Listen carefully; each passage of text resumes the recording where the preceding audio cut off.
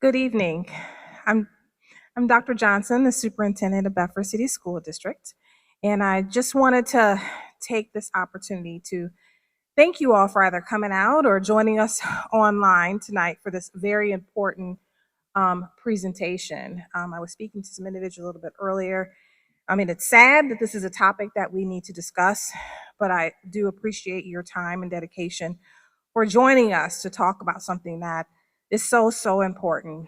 I also would like to thank Officer Barnes for facilitating this event and bringing together just us as a community so that we can ensure that we're doing everything we can to keep our children safe. I also would like to thank Maple Heights City School District and Warrensville City School District for their collaboration and making sure that we get out this word. When I called them, they said, absolutely, we're right on board. Tell us what we need to do because we are all facing the same issues regardless as to the district that we're in. I don't want to forget anybody, so I won't individualize too many names, but I do want to take this opportunity to also thank our board president, Mrs. Boynton, for coming out this evening. And if there are any other dignitarians and from our 4 municipalities this evening, I also want to thank you for coming out and joining us. But at this time, I will turn this over to Officer Barnes.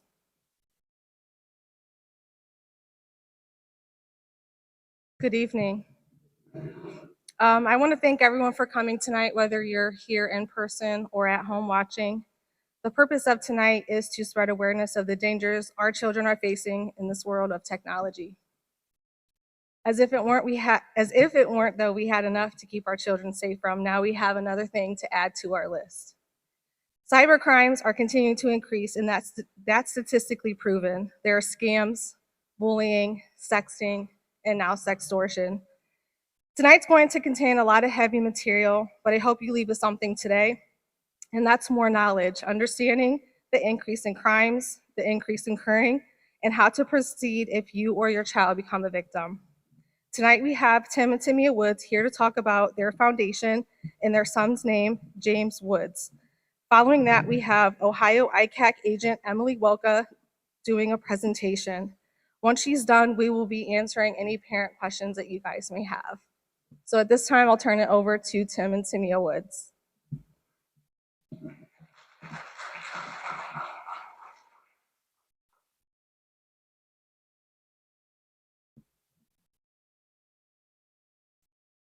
Thank you, Officer Barnes.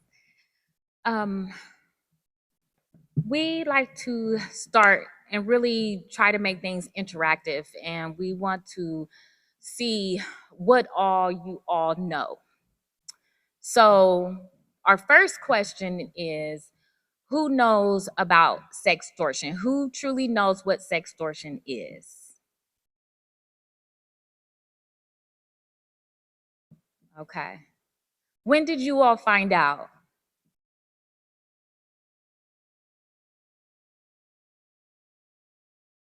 Okay. My next question is, who knows the signs of suicide? Yes.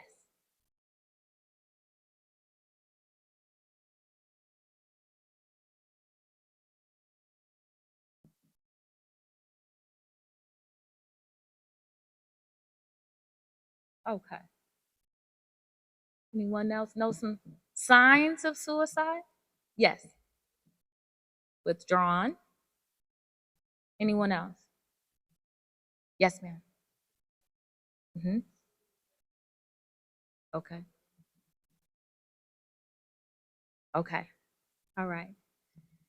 I'm gonna list off some words for you. Fear, intimidation, unemployment, nightmares, embarrassment, lack of family, no social support. Those are just a few. Of those symptoms, James experienced 0 before November 19th. By the time we found him, he had all of those symptoms. Couple other questions. Who tells their kid they love them every day? Okay. Who likes to believe that they are putting their children or have put their children on a road to success? Okay. Last question before I hand it over to Tim. Who thinks that if their child is in an emergent situation, that they would come to you no matter what?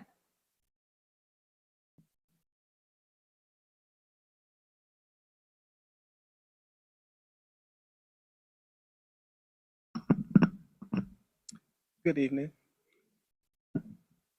I'm going to tell you a little about our son.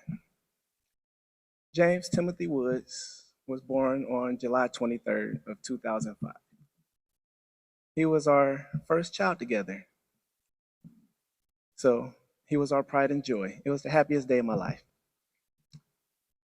But shortly after he was born, a couple years or so, we found that he would be the only child that we would ever have.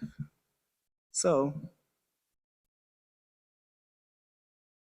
we knew that we had to make sure we raised our child the right way. So I worked third shift. My wife worked first shift and went to school also. So every day we would take turns. I'd be at work, she'd be at home with the child, then vice versa.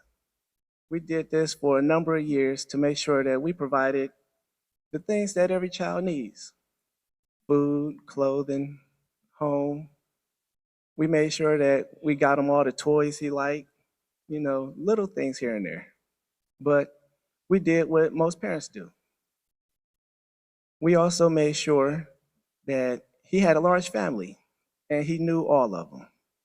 At one point, he had more grandmothers and fathers that I could count, between parents, grandparents, and great grandparents. He had tons of cousins. They all knew him, and he knew all of them. He had nicknames for all of them. Throughout the years, he started gaining friends from going to school and whatnot, people in the neighborhood. Everybody loved him. He was a happy person to be around. He was always smiling, joyous. He even cared about everyone. He'd give everyone hugs, wink at people, strangers, people he knew, it didn't matter. He was just a happy soul. Never upset really, never down really, just always happy. So throughout his whole childhood, his mother and I, we tried to make sure he stayed that way. We pushed him to do better in school. He learned how to read at an early age. He spoke very well. He was real mannerable. We made sure that he was respectful. We made sure that he talked to everyone, looked them in the eye. He was always, a grown child. He was highly independent. He had a lot of qualities that most adults would have. We were pushing him to make sure that he would be a productive citizen after he left our care. So throughout the years, he's growing up, he's developing his own personality. He liked pretty much all the things that I did. He liked sports, video games, he liked playing chess, anime, cartoons, whatever it was, he loved it. He even dressed like I did. He would wear jogging pants, tennis shoes all the time. His mom hated it, but I loved it. But he was his own person. He had a good sense of humor. And when he would hang out with his friends, his parents would come back and tell us, your son, he's very respectful. He's very mannerable. He's a nice kid. I like him. It made us feel good because we like to hear that we're doing a good job raising this young man. It warmed my heart and hers.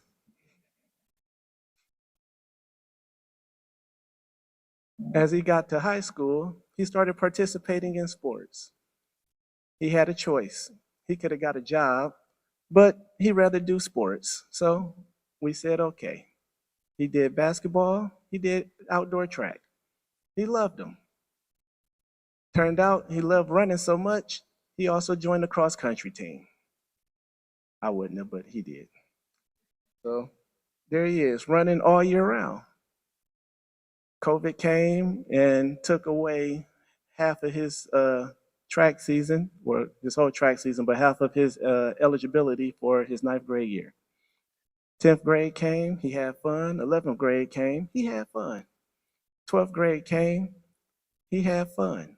That's what he did. He is always having fun. He was always invited to parties, going out to movies, hanging out with friends, just driving around with his friends, dancing to music. He was like a normal child. He had fun. And we had no problem with that. We made sure that his family members always came up to visit him because he's from Columbus.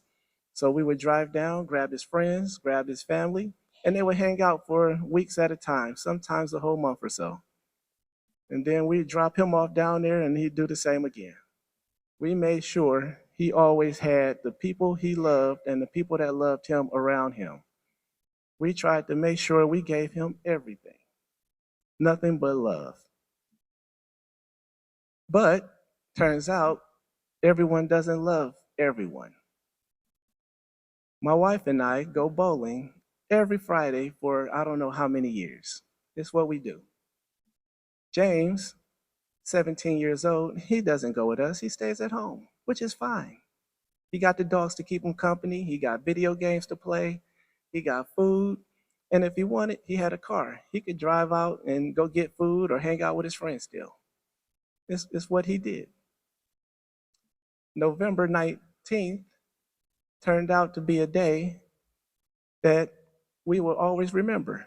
And it was because on November 18th, James was contacted sometime shortly after 7 p.m. by a young woman who entered his direct messages through Instagram. She was a highly attractive person, so when he saw her, he willingly jumped into a conversation with her. This conversation was innocent at first, but shortly after turned sexual. She offered to show him on video herself unclothed. He said, why not? What 17-year-old would pass up the chance to see a beautiful woman naked? So that's what she did. Then she asked him to do the same. He said, sure, and that's what he did. Shortly after he did so, she started sending him video messages, pictures, and text messages, all through his DM on Instagram, telling how she was going to ruin his life and show these pictures to everyone. Put them all through social media with YouTube, Facebook, Instagram. She was going to make sure that he couldn't get a job. He couldn't go to college. His parents wouldn't love him. All these bad things that no one wants to hear. My wife and I, we get home from bowling that night. We talk to James like we do every night. He said nothing. He told us none of which had transpired while we were gone. We talking to him, we didn't notice anything different from any other day out of the last 17 and a half years of his life. So we go to bed for the night. I wake up in the morning, I have to be to work between 5 to 7 a.m. James, when I came downstairs for work, was already downstairs in the kitchen area, fully dressed, fully awake. Hey, Dad, how you doing? Hey. It didn't strike me as too odd, because a lot of times on the weekends, he's up playing video games with his friends all night.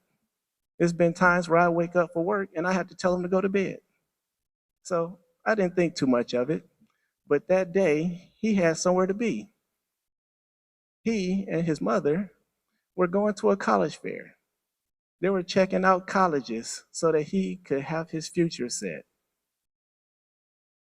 I was happy for him. I didn't really go to college. I mean, I went, but I didn't go. He was going to do something that I didn't do. I was happy for him. I was proud.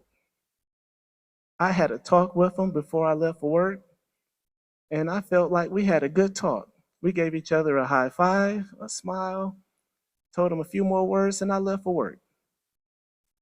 While I'm at work, all I'm thinking about is how my son is building his future.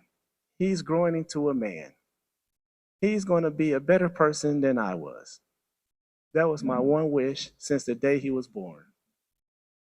I come home from work and notice that there's a light on in my house where a light usually isn't on. Whatever. I go into the house. The dogs greet me at the door like they usually do. I let them out, feed them a little bit, give them some water, play with them. Then I go upstairs to where the light is. I open the door and see my son laying on the floor, thinking he just fell asleep. He's done it before. As I step into the room, I notice that he's not asleep. I could clearly see that my son, the miniature version of myself, the person I love more than anyone on this planet, is no longer here. It broke my heart. I'm sitting there crying, and I know I still have one more thing to do. I have to call this woman and let her know that our son, the only child that we could create, is no longer here.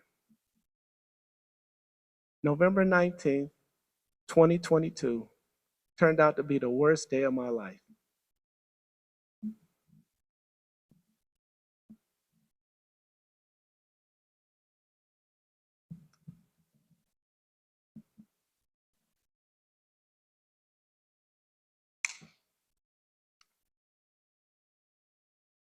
I need you all to understand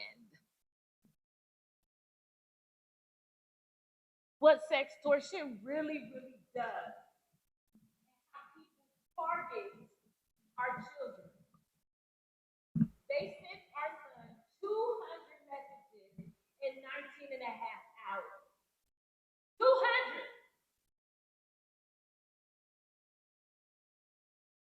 200 messages.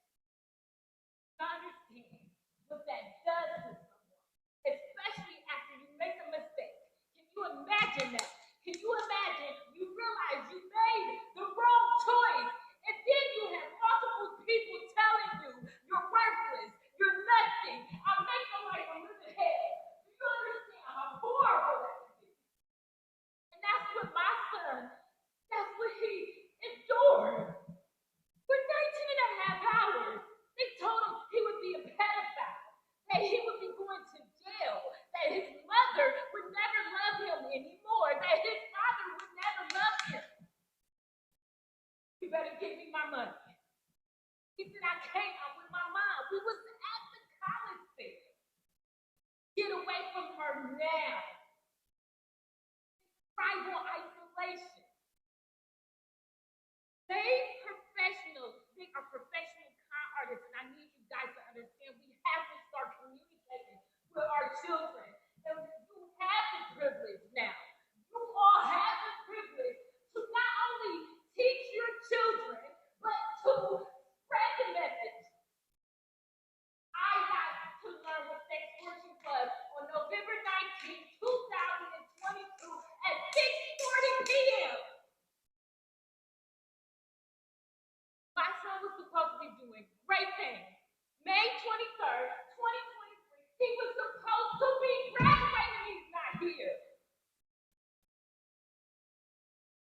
This is so serious. I need people to understand that these people are targeting our children and how easy it is for people to sit there and capture your mind.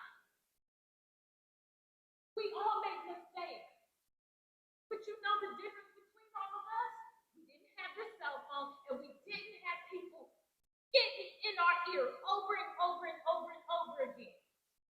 Some people sit there and say, my son wasn't strong enough. Well, who the heck was? He fought for 20 straight hours. Professional boxers don't even fight that long.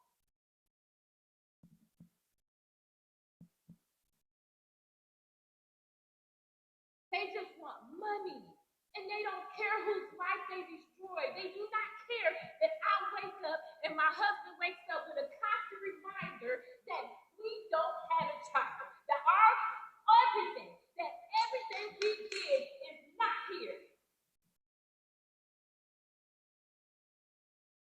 Who knows how much $100 is in Nigerian money? No. $100 in Nigerian money worth over to $46,500. I don't want no one telling me, well, I don't have any money. $10 is $4,600. Know what else they took? They took James' last bit of money off of his Raising Cane gift card. I don't want the excuse, well, my kids don't have a phone. I don't let them on. You know what they do have? Tablets. And Chromebooks. And guess what kids have? Their carriers. I will not allow my son to be, because he wanted to see food. He's 17. We all go through it. That's why we're all here. It's natural. We did everything right, as best as we could. We have lost. But anything that you told us to do, we did. We had 2-parent households. We worked hard. We made sure we was at meet. We did everything that we could, and they still got to our kids. So imagine the foster kids. Imagine the broken home. If they got to our son, imagine all these kids who are left over here without the attention that my son got. He had zero symptoms. My son still committed suicide. And it's because they put that in the mom. My son never had to worry about $1. But guess what he had to do before he died? He had to worry about $1. It's the same thing with the black market. Millionaires lost their money and they were jumping over the bridge. They put that into the kids' head. I don't want you all to give these evil people a chance to get that far.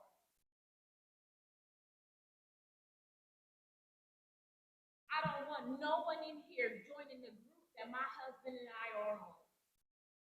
I don't want no one joining the group that they have to cry and experience the hurt that I feel, that my husband feels, that we don't have a child anymore. I don't want y'all in that club. No, thank you. So we're going to do every single thing we can. And you know what else? We got these tip cards. I promise you, I put out those tip cards for y'all to take them. My son's last Google search was how to get an Instagram page shut down. He didn't know. You can't say, go to the police. You know what the people told him? They said, you're going to jail. You'll be a pedophile. Why would he go to the police so that they can arrest us? He did not write the police. It's because they embedded that in his brain. He knew we loved him, but they told him differently. It's the same thing. If somebody messages you and says, I've been sleeping with your man, and 200 messages over and over, you gonna believe your man that he wasn't cheating, or you gonna believe him? Have to bring ourselves. Allow us to understand the real world. That the sooner we can give them the courage to stand up for themselves. No more molestation, no more rape, no more bullying, no more sextortion. We can give them the courage that they need to stand up, but we have to make it a common communication. Like how you tell your kids don't do drugs, don't drink alcohol, don't drink and drive, don't let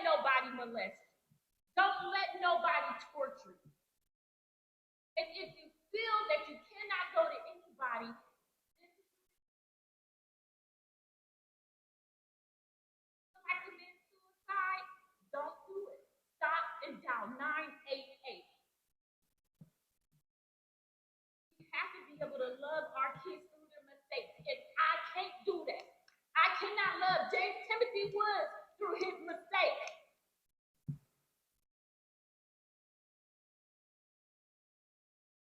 So we have to continue to talk about this. It's not going away. Tim and I are not going away. We're going to be in your high schools, your middle schools. We're going to talk to whoever needs to be talked to, and I will ask for forgiveness later. Because you know what? You could be mad at me, but guess what you got? You got a kid.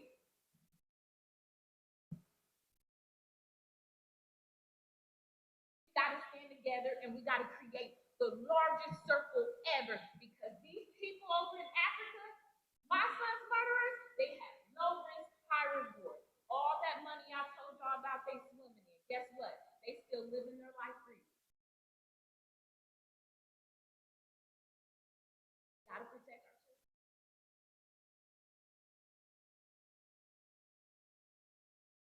Thank you.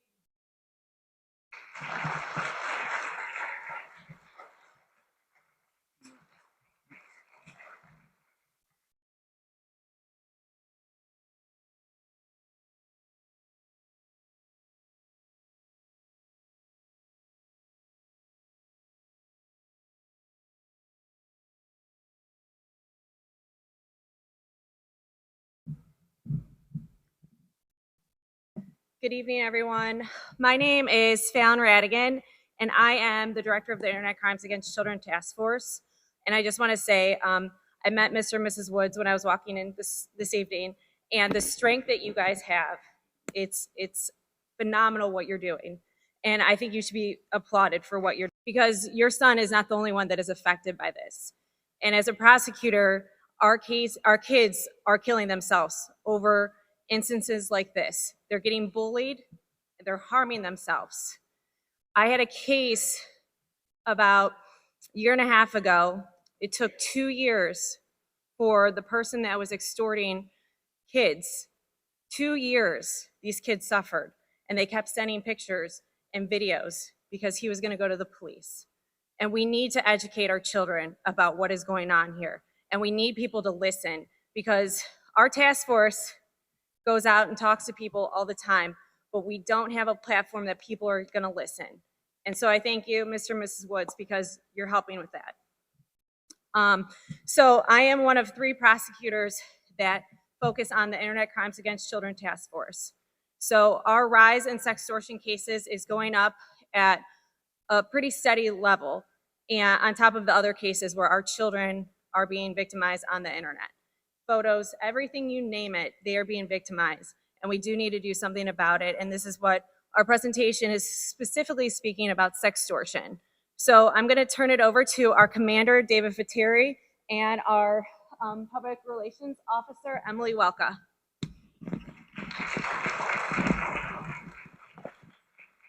Thank you. And I want to thank you all for being here. I especially want to thank the Woods family for their message. You know, as a Internet Crimes Against Children Task Force, we have so many cases that we are working. We oftentimes forget about the victims in some cases. And as unfortunate as it is that we meet the Woods family under this circumstance, it serves as a powerful reminder for us, as hopefully it does for you, as to why this is such an important topic. I mean, we have been giving presentations throughout Ohio for 15 years now as a task force. And it's easy for us to come into an auditorium in a school and speak to 800, 1,000 kids. It's not so easy when we want to talk to parents, caregivers, grandparents, folks who really have a duty nowadays to understand what is happening on the internet. I would love it if they told me tomorrow that the internet was going away, and we, I think, would all find something else to do in law enforcement. But we recognize that that's not going to happen. And so it's not enough for us to bury our heads in the sand and simply say, you know, my kid's not going to do this, or I don't understand the technology, so I'm just going to hope for the best for my children. James is an example of why we need to pay more attention, not necessarily to our kids, but to what they're doing online, and to understanding the technologies and the dangers that exist out there. You know, when I started working these cases years and years ago, The big problem for us was the folks that we were interacting with on the internet. All right, and we have some of the best undercover officers here, folks that are working these cases day in and day out. Investigator Justin Rotilli, Investigator Marissa Pulowski, Investigator Molly Katusin, a whole host of folks whose sole job it is to protect children from the dangers of the internet. But what has happened over the last several years, as you see up there, is this rise in content. Offenders want content. All right, and what's so eye-opening about this graph and these statistics from the National Center is that only a small percentage want money or are looking for some financial gain. And yet we are seeing more and more cases like James and the other young men and women across the country who've committed suicide. And that's a problem. But when you stack that next to that 60% of offenders who aren't even talking to your kids about money, who aren't even looking for a few dollars, that's an even bigger concern. All they want is content. All they want is material. And that's why we're in the situation that we're in now.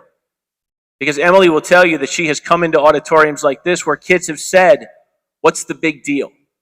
I'm not showing my face. I don't know the person I'm talking to, so I'm going to send a nude to them, and no one's ever going to figure it out."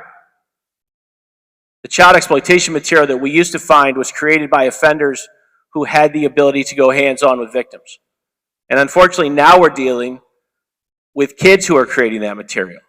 Self-generated content that's finding its way to the internet. And offenders know how easy it is to get that material from these individuals. And these numbers that you're going to see here in a second, these are the cyber tips that are coming in from the National Center for Missing and Exploited Children. And look at the rise just in the last few years. Okay? COVID did us no favors. We saw an increase from 1 month to the next in February to March of 2020 of almost 400 cyber tips. And that number has continued to stay around 1,400 to 1,600 tips just here in the state of Ohio. We are the fifth largest ICAC in the country by the number of cyber tips that we get. And every single one of those tips, almost 99.9% of them, involve child sexual abuse material. Okay? And you're all sitting here wondering, right? Where do I keep my kids away from? What areas of the internet do I say are dangerous to them? Right here, right? And you heard it straight from Tamia's mouth. Instagram, okay? Facebook, Google, Snapchat, TikTok. Parents want me to stand up here and say that the dark web is the problem, that these adult websites are the problem. But offenders recognize that if they're going to go out on the internet nowadays and find victims, like they used to have to drive around to the parks and the schools and the malls, this is your virtual school. This is your virtual mall. This is your virtual playground. Facebook, Instagram, Snapchat, TikTok. Right? So you need to understand these applications. Right? I'm sure there are some of you here tonight that just said, your son or daughter said, "I can't live without Instagram," right? "I have to have TikTok to be popular." And you said, "Sure." Okay? Some of you may still have the flip phone, right? And I would love to go back to the flip phone. But if you're a flip phone parent and your child has the iPhone, the latest iPhone, the latest Samsung, and you don't understand how it works, you can't get access to it, that's where we start to run into some of these problems. And so I'm going to introduce you to Emily here. And Emily, obviously, she's got a very difficult job ahead of her. She has to go out and educate. Not necessarily you. That's an easy job, because it's easy for us to come in here and hear stories like we heard and talk about the dangers, and you go home and you say, "I've got to do something about this." Right? It's more difficult for us to change that mindset of kids who've never not known a time where they have not had technology. Okay? Kids nowadays have always had the internet. They've always had mobile devices. They would lose their minds if they had to go a day or even an hour without their device, right? Okay?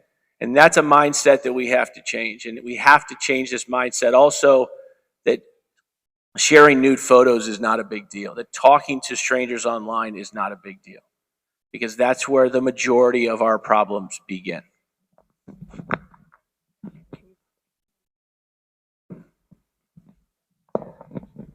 So just real quick, raise your hand. Does anyone know exactly what is on their kid's phone? Okay, a couple hands. Some stuff, not all. Okay. So in terms of these apps, does everyone know every single one that's up there? No?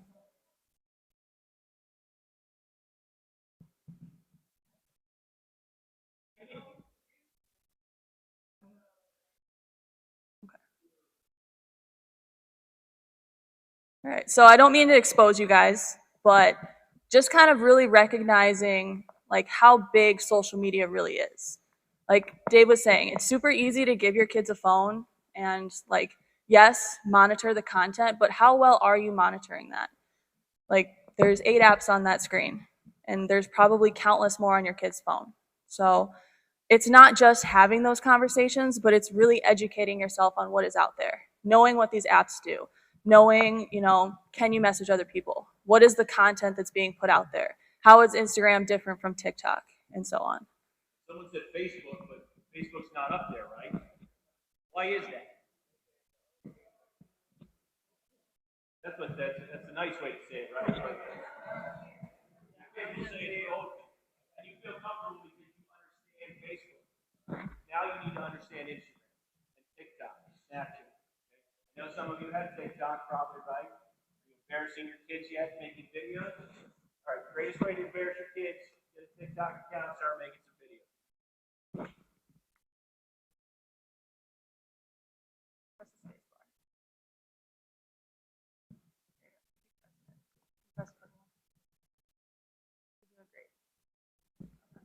So the question that probably a lot of you have is, how did we even get here? Why are the kids so willing to do this? Why is this a problem in the first place? There was a recent study that came out in 2020, strictly looking at adolescent behavior online, and it found that 70% of victims had knowingly sent a nude photo to their offenders. That's a massive number. So it really begs the question of how often is this happening? That are they sending these nude photos to their significant others? How much is this happening in high schools, in middle schools, and so on? 82% of teenagers do not feel comfortable reporting sextortion. This is also a massive number.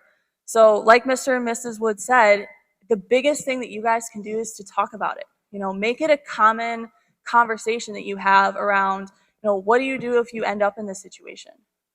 Who can you talk to? And being the biggest advocates for your children.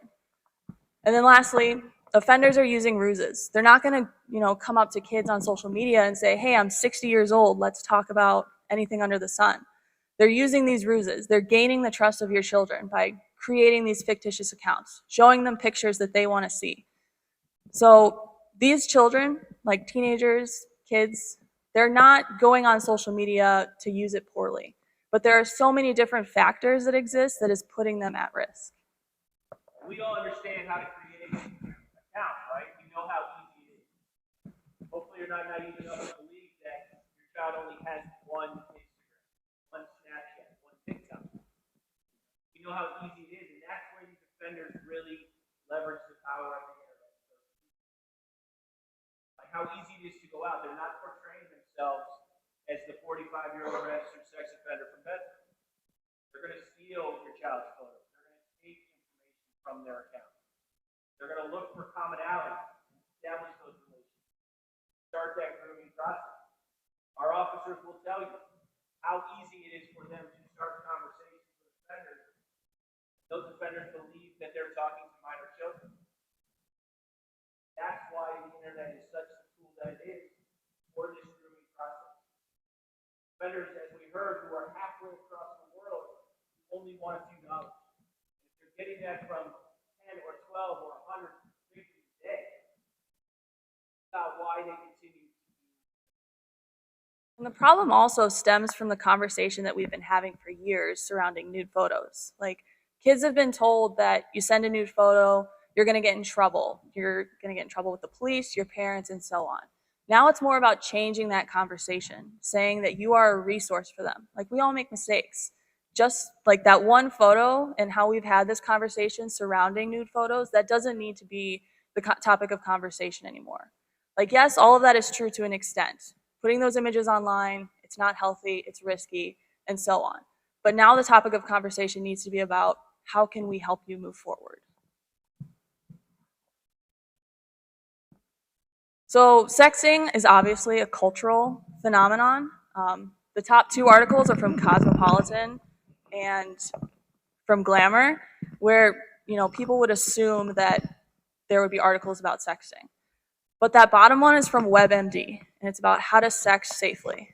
So if you're a teenager who has never heard about sexting before or sending nudes, and you just Google like sexting, that's it, this is what's going to come up.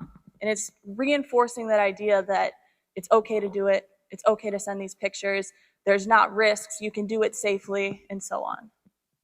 And that's really where we've had to change our message, right, as investigators.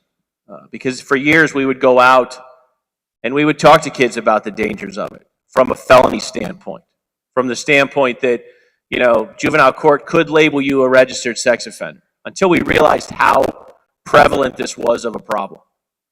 And so as Emily said, the message becomes now, okay, you did this. What can we do to help you out of this?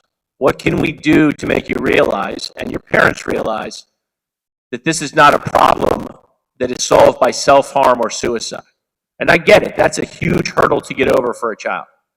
To have to tell their parents, who most of you don't understand the internet to begin with, let alone the reality that there are new photos out there, to have your child tell you that, to go sit down and talk to you about that. So again, we have to change the conversation.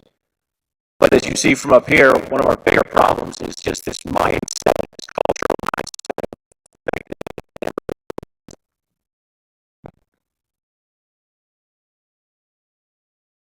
So there are 2 different types of sex extortion.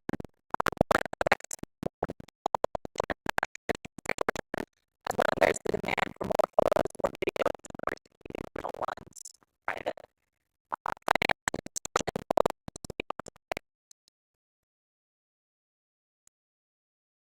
Keeping that information private. 80% or 79% of our offenders, they will seek money rather than additional photos. And what we're seeing now, our current victim trend, unfortunately, are males ages 14 to 17. That's not to say that young girls cannot also be affected, but the largest victim pool in terms of our cases are these men. And what's so problematic for us as well is the fact that, as investigators, we used to have weeks or months to investigate these cases. As James's situation, details, there's a suicide out of California where it was only 7 hours from start to finish. That's not a lot of time. That's no time at all for law enforcement to get involved, assuming the victim or their parents can come to us and report what's going on. We're already behind in terms of trying to figure out who this individual is or who this offender is. Okay? And it's happening so quick that we oftentimes don't have a chance to get our heads around it. And again, like Emily said, we've been dealing with this for years, but it's not really had that financial or that monetary aspect to it. A lot of what we've been working over the last 5 or 6 years has been just images and videos, where an offender gets one and then wants another one, and then uses the threats and the harassment to obtain more of that content and that material that they're then sharing with other offenders, that they're then using on other victims to continue this cycle of abuse.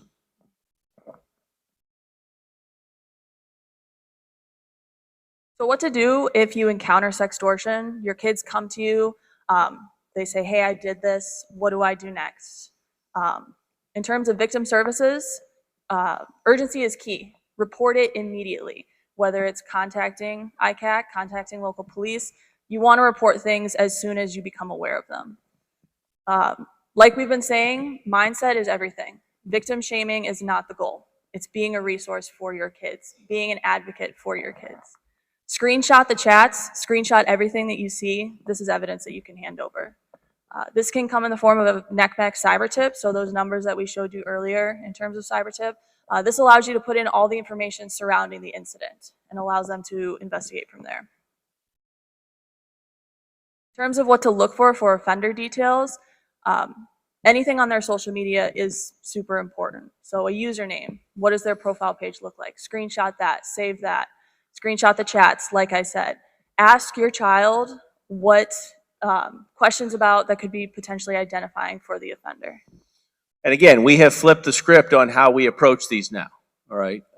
For us now, it's about making sure the victim is safe, making sure that aspect of suicide or self-harm is off the table for the moment. All right. To be able to get involved. We had a similar case on Thanksgiving Day as I was walking out the door to go eat dinner.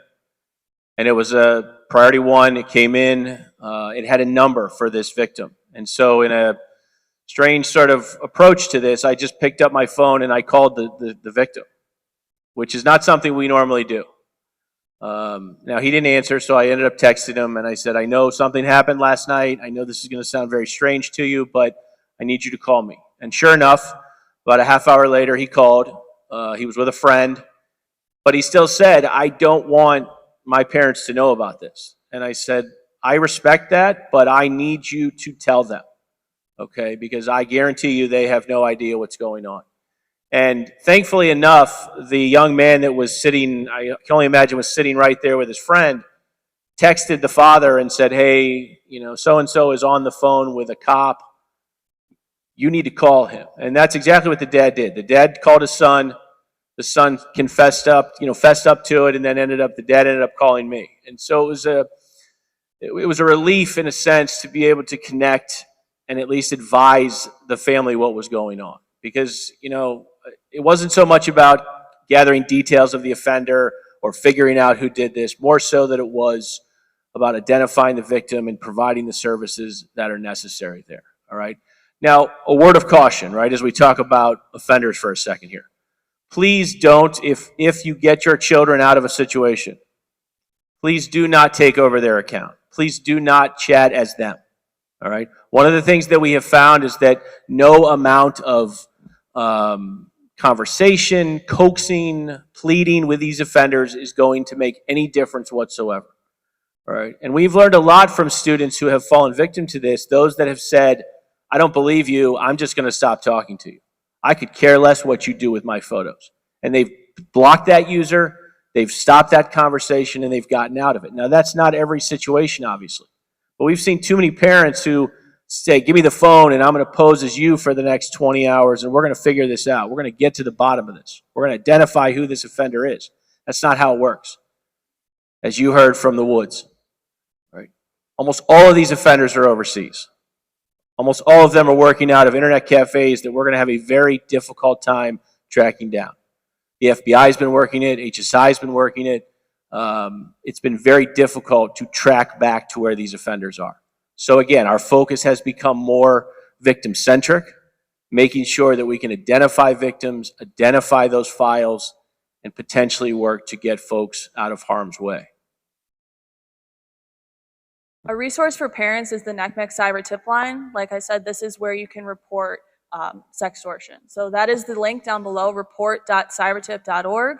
You can fill out all your information about the incident and so on. Like we said, urgency is key. Don't, pose as your child. Try to get this offender to stop. Report it immediately. It is the best thing that you guys can do in terms of this. And there are about 30 million cyber tips that come into the National Center every year. All right. And why they're important? For the simple fact that if you report a username today, a phone number, an email address for an offender, someone else may have already reported that offender as well. All right. And so the National Center will work to link our task force with other law enforcement agencies around the world to try and bring a stop to this. And it's the best way that you can get information to us in a timely fashion.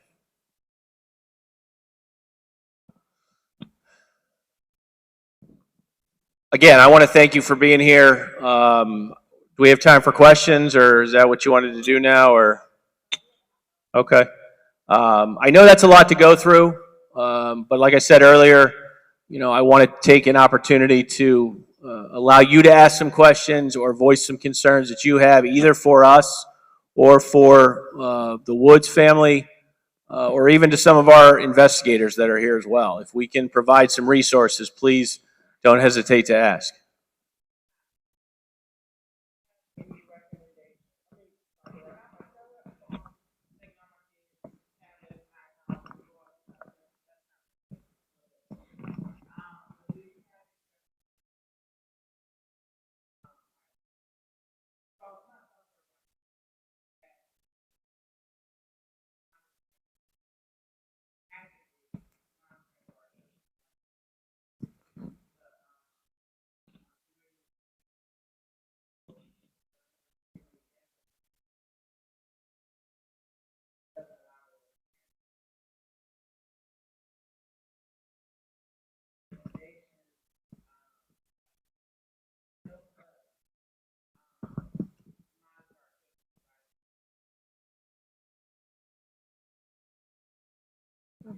You want to go, Emily? I'm sorry. No, yeah, you're Oh, fine. so we're working on actually adding that to our website as we speak. I'm trying to get the right website. So, well, what I will say is the site that I'm speaking about, and I'm sorry, I cannot, don't have it on me, but it doesn't necessarily monitor everything that your child is doing. However, just for being full transparency here, one of the things that my son said when he was going back and forth with his murderers was that he was going to kill himself. Instagram didn't stop it, and we know all other times if I call you stupid, I'm put in Facebook jail, right? But you didn't stop or didn't put a halt to it. There's new programs out there that will monitor for that wording, even the acronyms of that wording, and it will alert you. So if it was in James' situation, he would have said, I'm going to kill myself. It would have alerted Tim or I, and we could have stood and tried to prevent that from happening. So there's tons. I don't know, Emily, do you know what website I'm talking about? I don't know that site. I've heard good things about Do you have Bark. the A other lot of phone? parents have come forward saying they really like that. Life 360 is another one that parents have said that they've used.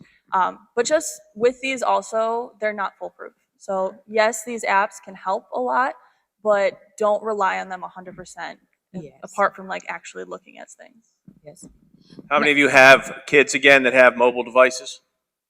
And how many of you know the password to that device or that pattern? All right, that is key. I want you to have protection on your kids' devices because of what is on there if they lose it. But I need you to know how to gain access to that device when you need to. All right, and Emily made a great point, right, is that it's peace of mind to say I've installed something on the device. Do your kids know how to get rid of that? Do they know how to work around that? And what does that device really do? The problem with a lot of monitoring software is that it doesn't go into like the direct messages, the private messages for my eyes only, okay? The nooks and crannies that your kids know how to communicate in, and you're just seeing the surface material that's benign. Right. And to add on to that, so the app that I was talking about is called Bark. But how old are your children? Oh, okay. So you still want to monitor. But but like just a personal experience for us, our son was 17 and a half. So like like Dave was saying, we want to start talking to our kids a lot more because when you're trying to transition, you cannot monitor, you cannot do it all the time. And what about when, like, unfortunately I've met another parent, and his child was a graduate in 18 and he still fell victim, and we don't want to leave them out. We don't want to leave the children who are freshmen in college and in college and away from our house for the first time. So we want to communicate with them, but there's also apps on here, just like how there's apps to monitor, there's apps to keep things away from us. So there is an app where it looks like a calculator, and if you were to go in and say, let me see your calculator, let me see this, you can still use it as a calculator. You have to put a code in there for it to unlock it.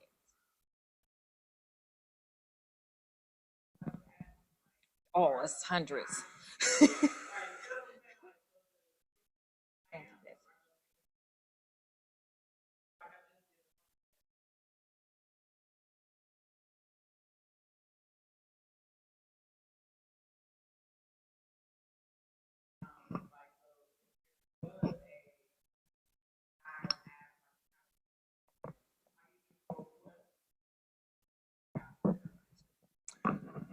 I think the best thing you can do, like you said, go through the phone. If you don't recognize an app, you can Google it. Google the description of it. And you oftentimes get a listing in the App Store for what it is, what it does. How often are you going through the device? But they know you do it, right? And that's important, okay? You bought the device. You pay the bills, right? You have as much right to it as your kids do.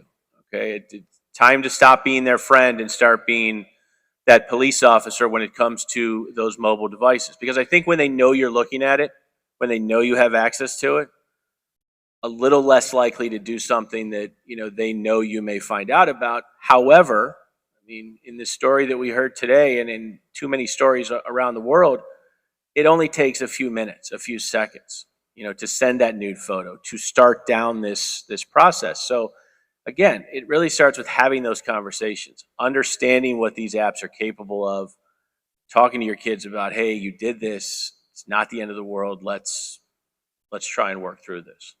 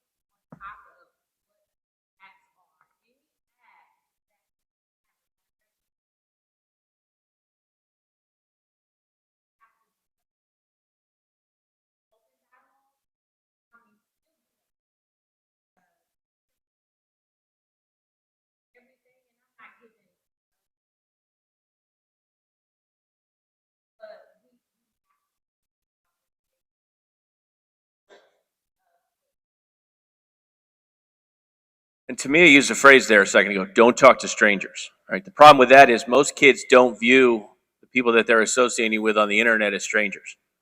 Right? Friends they made, people they play video games with, just followers on Instagram, TikTok, Snapchat. All right. And it was eye-opening. A few months ago, we went to a symposium where there were a lot of folks who were in the safety arena in terms of internet safety and online safety.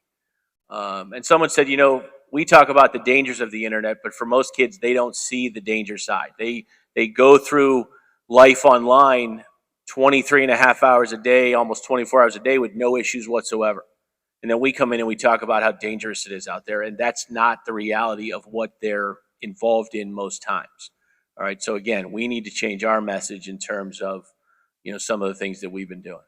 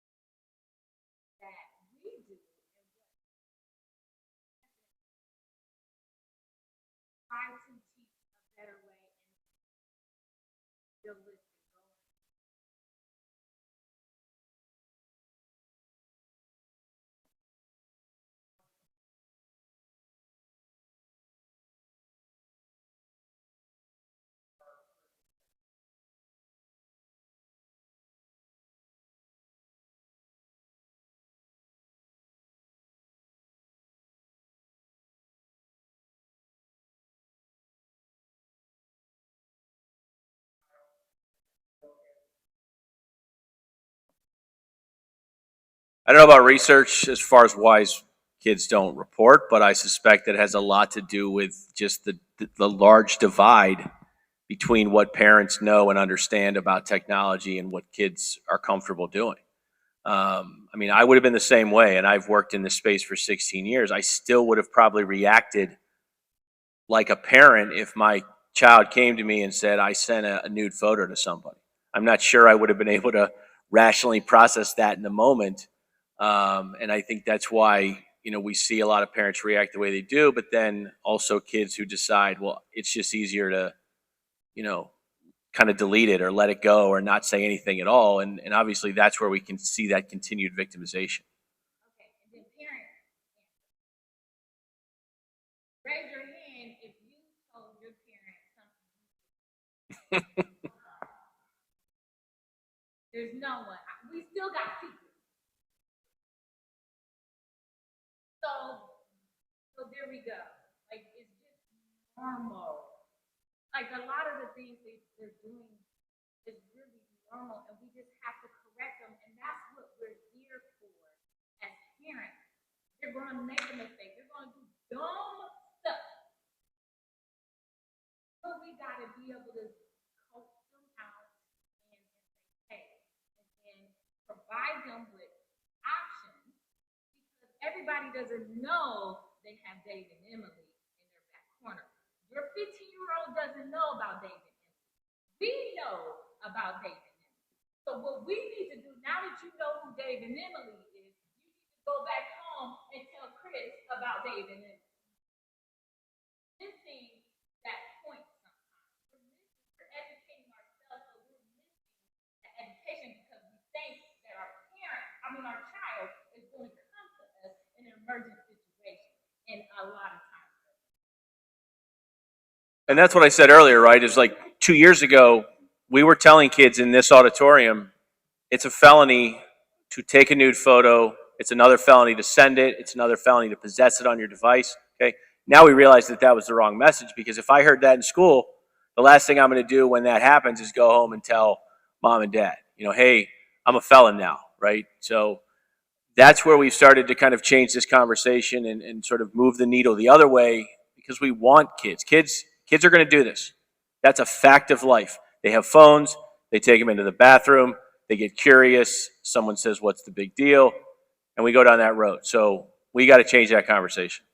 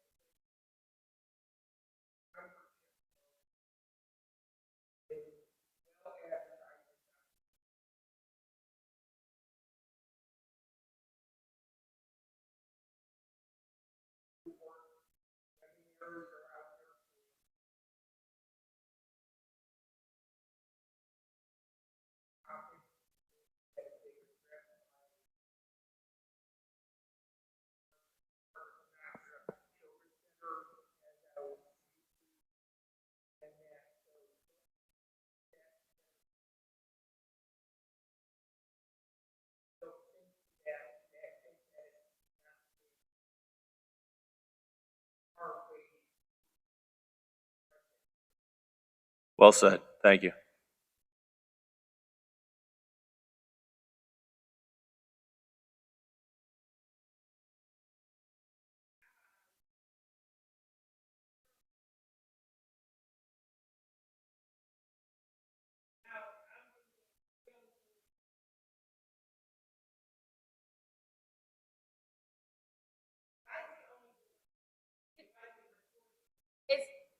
Sorry. No, go ahead. Boys are easier. So it only takes us a minute to look at a woman and say, we like her. With girls, we have to lie to you guys to get what we want. It takes time. You're just out for a quick cash. They're quick pictures and whatnot. But for women, it takes more time. After you in here on women, you don't just, open up immediately.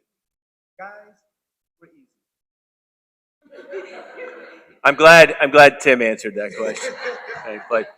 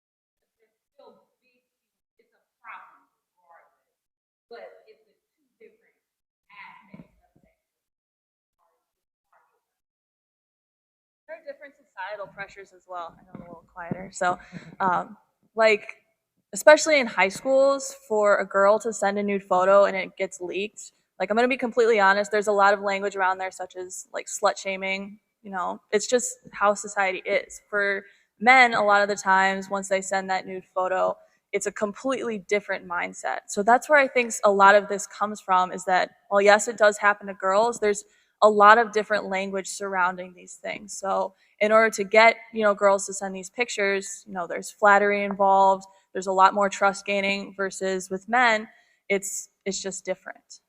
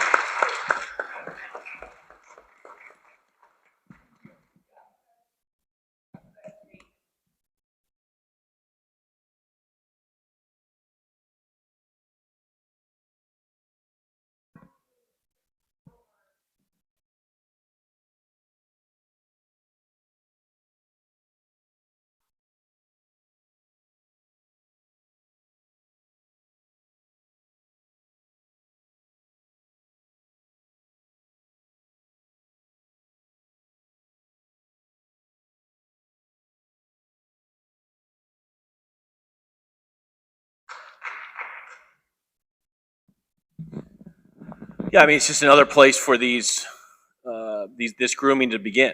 And we've seen a rise from some of the cyber tips that we've gotten from Microsoft, from Sony. You've got game apps that are simple app games that allow you to communicate. And I think there's a false sense with children who say, hey, this individual is playing the same game that I am. They can't be all that bad. And then the offender says, hey, what's your Instagram handle, or what's your email or your phone number? We can talk later.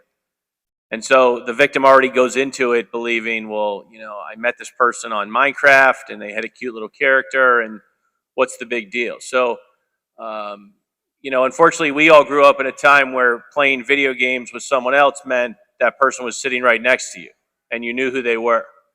About 3 years ago, I'm in my house and I hear my son in the basement and he's talking to somebody. And I thought, that's odd. Like, he's there by himself, and I go down there and he's talking to 16 other people on his headset, and he's got the keyboard and the video camera. And I said, who are you talking to? And he said, well, it's, one guy I think is in California, and this other guy said he was from Europe. And we've got to lock that aspect down. I'm okay with my kids playing video games, but I'm not okay with them communicating. I'm not okay with them sharing that personal information, because if you've tried to play a video game lately, it's not like it used to be. 45 buttons, there's 100 things going on in the screen. What are kids giving out? What personal information are they sharing that they're not even realizing they're sharing while they're talking, while they're playing, while they're texting? Because we know kids, they can't multitask to save their lives when it comes to school. But when they got 16 devices in front of them, they're using them all at one time. So, again, that's where we need to narrow that divide of technology. That's also just exactly like that happened. How they go over to Instagram, want to continue that private conversation, but they also need more. So when they're on Instagram, of course, you got your teenager has 1,000 followers, and guess all those 1,000 followers are between 14 and 17. So, right? So even if they didn't conquer your child, they still have 1,000 other leads. So we just have to be mindful of different things. And I only say that is because James, they were on Instagram, and half of his friends they use as a current target. So and then if you don't do this, and they extorted them that way. And then after they found out things had passed away, yes, the page got shut down. That's what they still have. Copies of those Instagram. So now they got new victims. And that's what we're telling the students, right? Is that you may say to yourself, I'm not going to fall for this. I'm going to block this person. I'm going to delete them. But we still want you to tell somebody about that. Because what's going to happen is they're going to move from, the one victim to the victim's friend, and to another friend and another friend. And so until they find or someone that's willing to send those photos or, play a part in that victimization.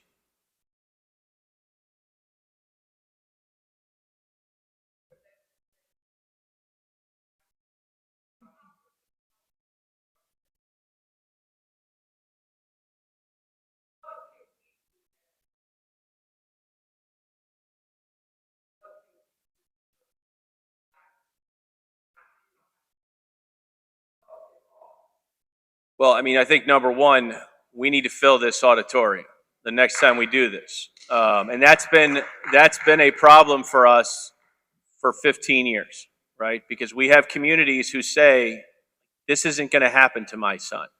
Or something simple like sending a nude photo. My daughter would never do something like that. And yet we see it. We're still existing 20 years in here, and there are no signs of it slowing down whatsoever. So, you need to go out and tell 5 people about what you heard tonight. You need to sit down and have a conversation with your kids, your grandkids, extended family members about the reality of what's going on here. And yes, I think we need to talk to, the legislatures. We need to talk to our elected officials about the real problem that this is. Someone mentioned sex trafficking earlier. And I'll be the first to tell you that human trafficking and sex trafficking is a big problem. But your kids are 15 times more likely to be exploited online in the state of Ohio than they are to be victims of this idea of sex trafficking or human trafficking.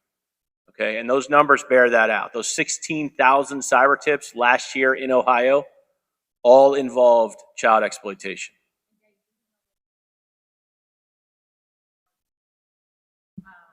Like for instance, when the FBI came out with a alert on sex work, 7,000 cases, 1,000 active cases.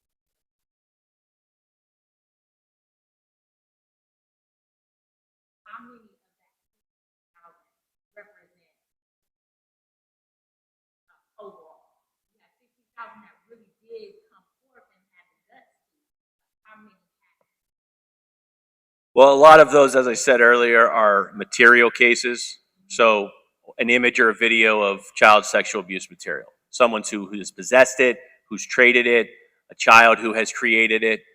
We're just now starting to understand this problem of sextortion. Sextortion was never a category of a tip prior to, a year or so ago. And so we're working with the National Center to highlight this problem more, because a lot of the tips, when we look at them historically, probably involved some element of extortion or coercion or harassment that maybe we weren't picking up on at the time, because cases like James were not as common as they are nowadays.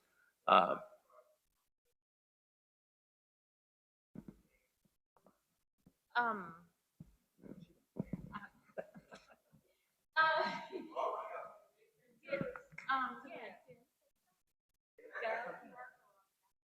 oh yes, it's a QR code that Officer Barnes made for the website. Website. So a lot of things that we do, like a lot of people think that we're just, and thank God, like today we have professionals.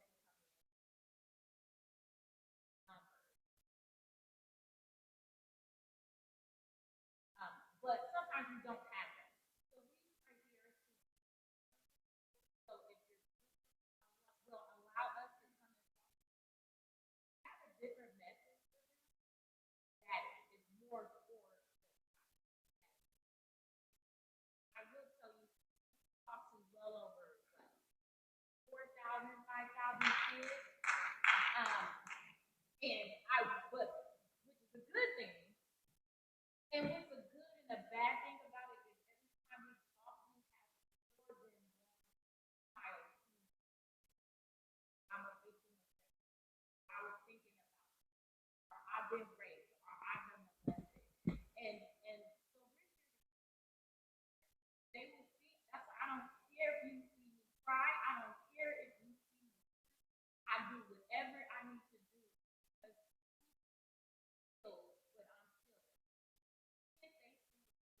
And I don't want them not to be here. If they started taking themselves out, our world would not exist. We need our children just as much as they do. And so that's what we do. So anybody who says, well, can you sit in front of the desk, we could really talk, we will do whatever we can. Pass out those 6 cards, make it a conversational. So here's a tip card, or you got 2 grandkids, or you have godchildren, and we're keeping that tip card. I will tell you, we have kids that come up to us and ask for more. They know a lot of times, like Dave said, they don't want to tell their parents. And I'm not saying that that's not the right thing. We want them to be able to come to us where they are. But that's not always the case.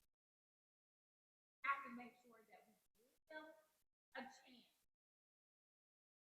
Support it. And then the FBI or Ohio Internet Against Crime, somebody can take over, and then other things too that we also have to realize is that once we get our child going, we gotta make sure that they get here. It's not always over.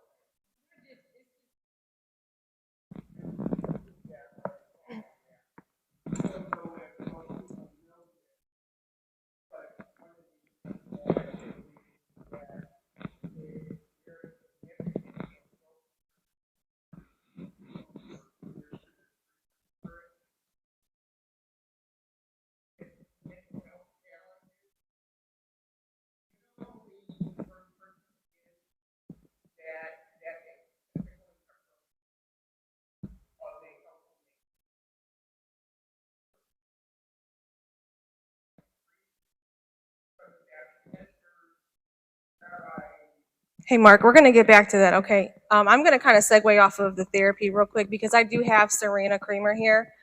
She's here with her company. I'm just going to kind of go over that real quick. She has a counseling service. She left flyers on the back of the table. I do feel like it is important for us to have those resources available for our children for counseling therapy. So if you just want to come up and speak about your company for a second.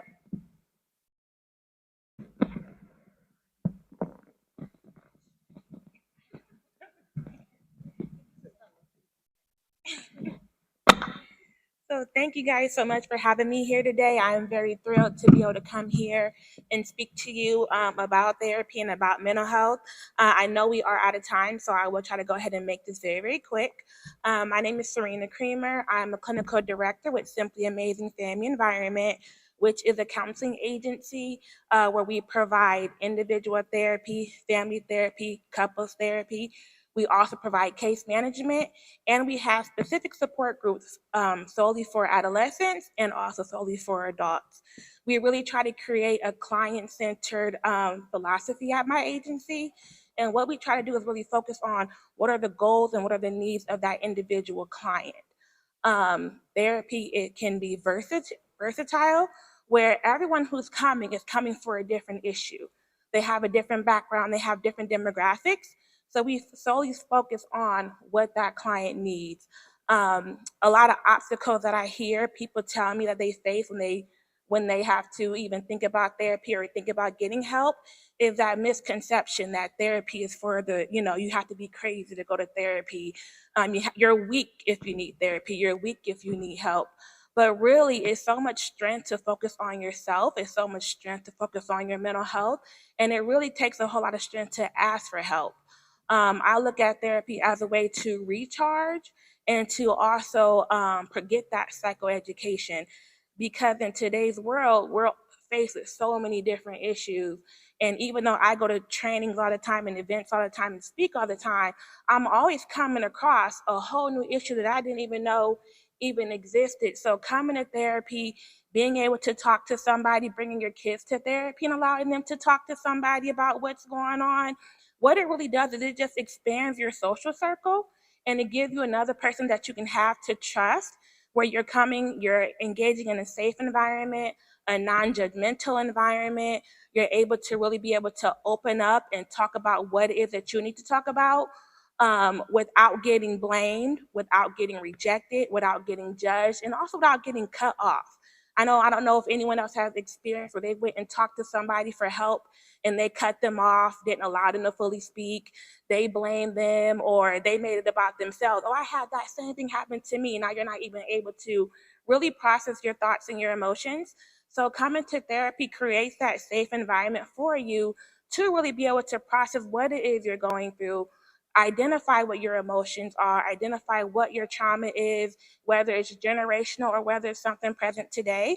And even if it's just about daily life stressors and the thing and trying to manage everything that you have to manage, if you just come and you recharge and you build that self-love and that confidence and you build that effective communication to talk about what it is that you need, or even talk to your kids or your spouse or whatever the case may be. We don't have a wait list. So if you call in, we are able to get you in within the next week or two.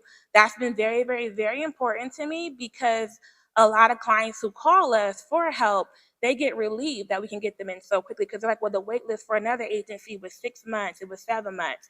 So we try to avoid having a long wait list. We try to get clients in within a matter of weeks. If you go on our website, we have a very diverse staff, and I absolutely love that. So we have different staff members with different ethnicity.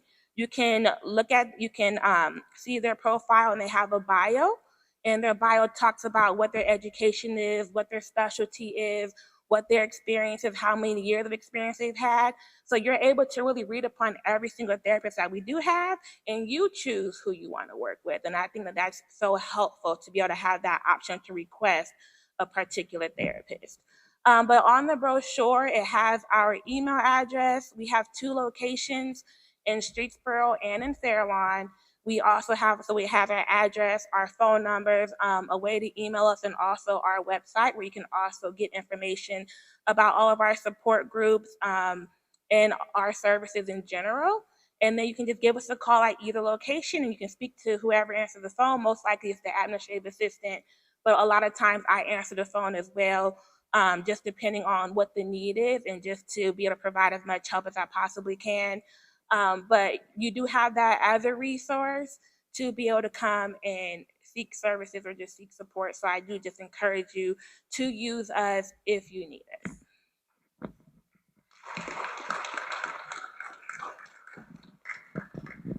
I do want to thank everyone again, whether you are here or online. Like you said earlier, it's important. Tell 5 people, tell 10 people, go back and rewatch it. That's why I created the YouTube link. This information is always going to be there for you to reference back. So if there's a slide you didn't get a picture of or information you want to send someone, that YouTube link is always going to be available on the Bedford City School page. Go to the tabs and you can click on the link and rewatch it and share. Thank you.